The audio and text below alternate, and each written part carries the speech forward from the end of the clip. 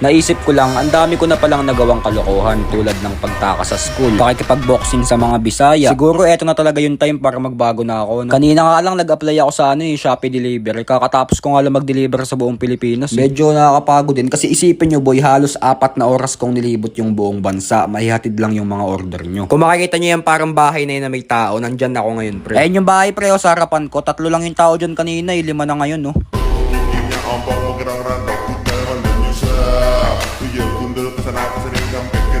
Wait guys, may papakilala muna akong bagong laro sa inyo at eto ang Dragoneer. Sobrang saya ng Dragoneer at sobrang ganda ng graphics nito. Kitang-kita nyo naman sa gameplay na pinapakita ko. Kagi ang angas no, kita nyo naman pre, hindi talaga tinipid tong laro na to. Lupit, detalyadong detalyado talaga yung mga character guys. So. Kaya ano pang iniintay nyo, i-click nyo na rin yung link dito sa baba guys para makapaglaro na tayo ng Dragoneer. Ibang klase pre, napakaangas ng laro na to.